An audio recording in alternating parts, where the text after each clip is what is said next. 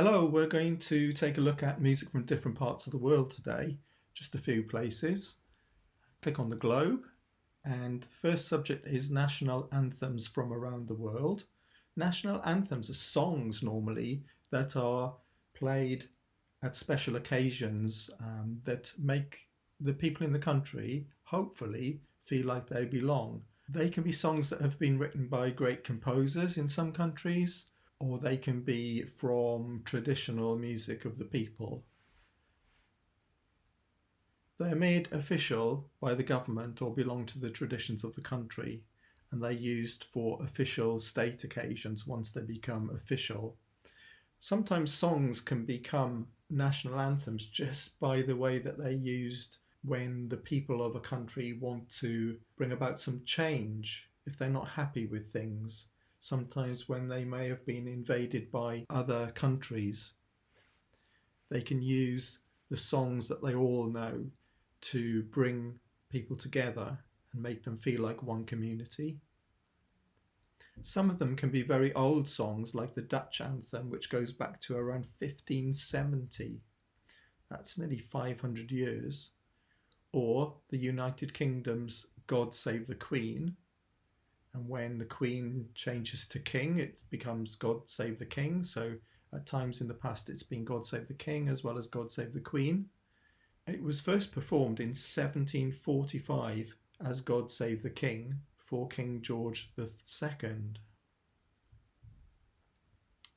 Each gold medal winner at the Olympics has their national anthem played when they collect the medal.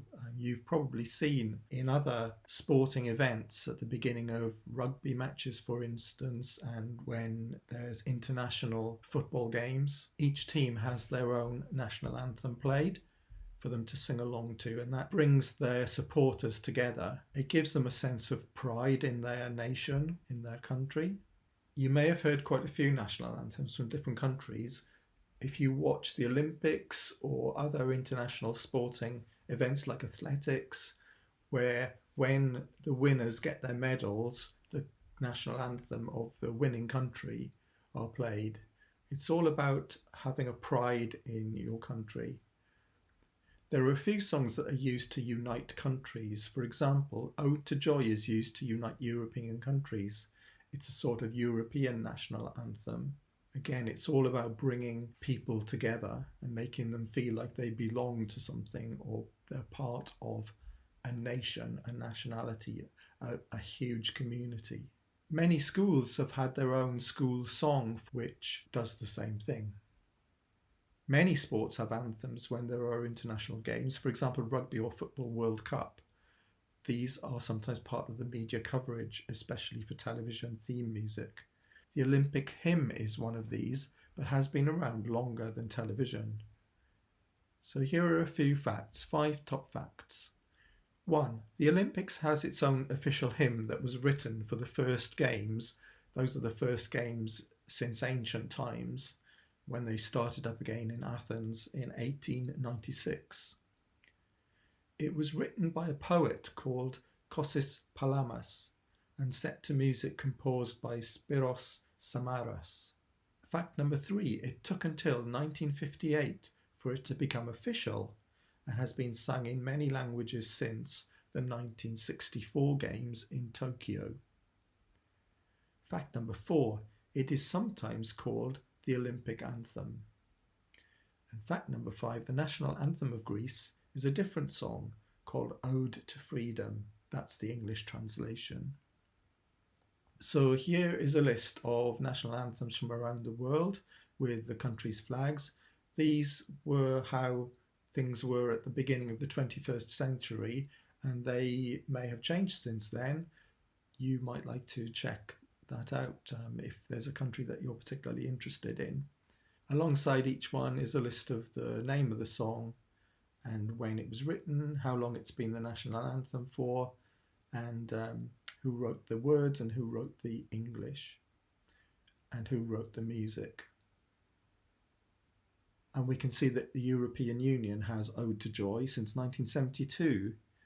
There are no words to this one. There are words in the original Ode to Joy. The Ode to Joy was originally a poem that the famous German composer Beethoven set to music in his Ninth Symphony, but for the European Union, they tend to just use it as an instrumental version. It was written in 1823,